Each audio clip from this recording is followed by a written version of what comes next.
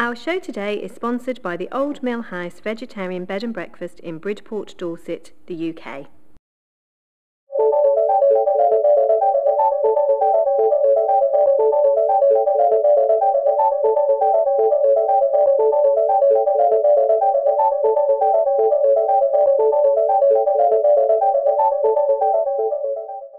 Hello and welcome to the Light and Energy channel with me, Claire Wiles, presented to you today by me and also my colleague Bruce.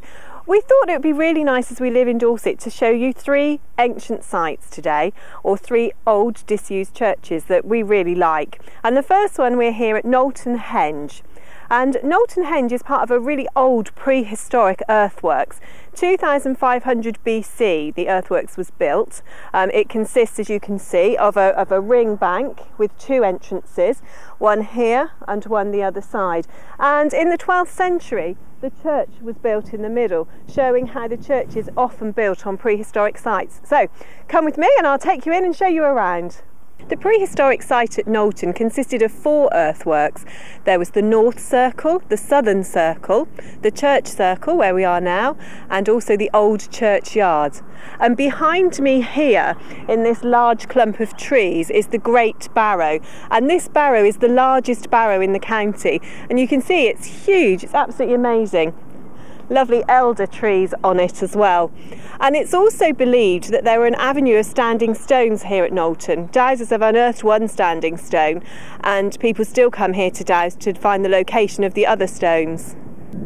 To the west of Knowlton runs the Dorset Cursus, which is 6 miles in length, and it's a pair of parallel banks, one of the oldest of the prehistoric landscapes. Little left now to see to the untrained eye, unfortunately. So let's go into the church and have a little look around.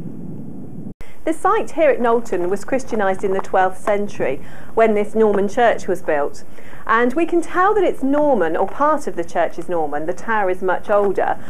We can see the archway here, the rounded archway to the east end of the church. There's also rounded Norman archways to my right and to my left. And we can see also from the stonework here, very much flint-based stonework across the top of the arch. And the tower that I'll show you in a moment is built in a very different way.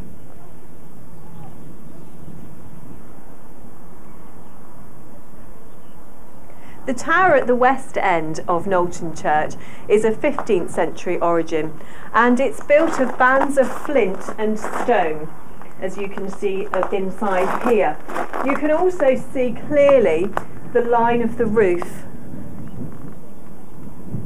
And there have been many mentions of ghostly experiences at Knowlton, with a lady's face being in the chapel window.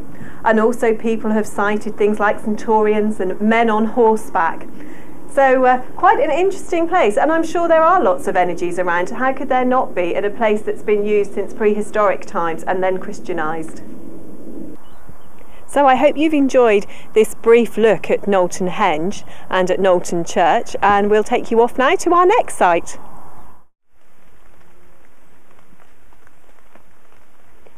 Well, we're here now at the most beautiful St Luke's Chapel in Ashley Chase. It's hidden away in a wood and it's absolutely incredible. All that's left of this wonderful chapel is the archway at the end. There is here an altar that was built from the debris. It's actually a 13th century Cistercian cell, and I've tried so hard to find out as much as I can about this place, but I can't find very much at all. So if anybody watching has any information, I'd be really, really pleased. There are some graves here, fairly recent, which are over just in front of the archway, and they're of David and Olga Milne Watson, and they built Ashley Chase House in 1925 as a shooting lodge, and I assume this must have been one of their favourite places, which is why they're buried here. And what a wonderful place to actually spend the rest of your days. We've brought you here now to the beautiful hilltop chapel of St Catherine. The chapel here was built in the 15th century, and it's on the top of this beautiful hill from which you can see for miles around. The interesting thing about the hill is it's a smooth plain on one side, and then there's 7 spirals of earthworks on the other side, which is exactly the same as Glastonbury Tor. Now these were thought to have been used as medieval sort of gardens or vineyards, but we think that perhaps this predates even that, fact, because this is set in amongst so many prehistoric monuments, there's evidence to suggest that this was used for pagan and druid rituals, and it is the most amazing place. So I'll take you inside to have a look at the chapel. St Catherine is the patron saint of women and spinsters, and I'd like to tell you a little bit about her because I think it's quite interesting.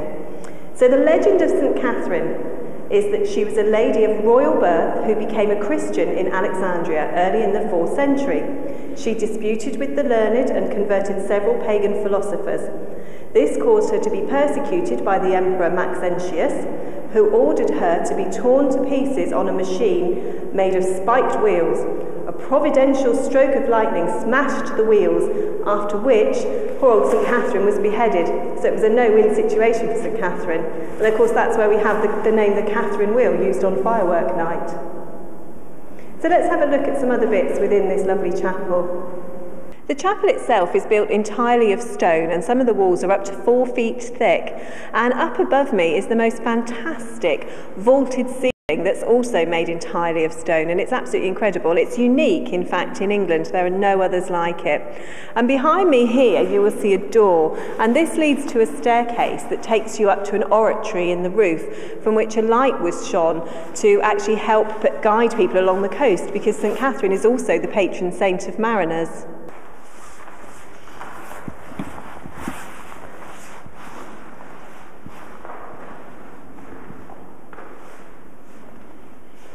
Single women used to come to St Catherine's to ask for a husband, one that was kind and good looking and lots of money. And it's interesting that people still now will come to St Catherine's Chapel and leave little notes inside this little window here asking for St Catherine's help.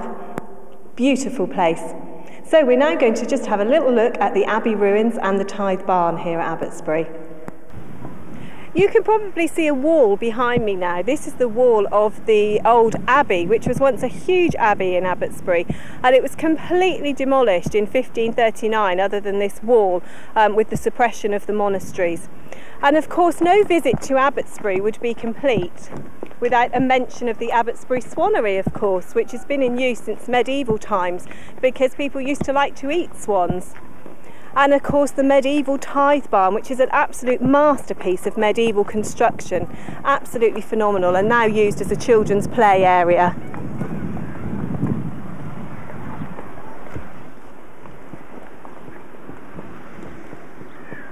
So that concludes our visits today to some wonderful, wonderful sights. I hope you've enjoyed the show, and I hope you'd like to find out more. All the details will of course be on our show notes on www.thelightenenergychannel.tv. So thanks again for joining me in Light and Energy from me, Claire Wiles. Goodbye. Thank you to our show sponsors, the Old Mill House Vegetarian Bed and Breakfast in Bridport, Dorset, UK. Escape to the comfort and relaxation of this beautiful old mill house where guests are free to enjoy the ample grounds and unwind by the River Asker. Near to the beaches along the famous Jurassic coastline and World Heritage Site, the Old Mill House is the perfect choice for a holiday in Dorset, sitting in an area of outstanding natural beauty. Malcolm and Fiona invite you to stay at any time of the year, and they look forward to meeting you, your friends and family for a relaxing stay away from the usual routine. For more info, give them a call on 01308 422 310 or visit their website www.theoldmillhousedorset.com.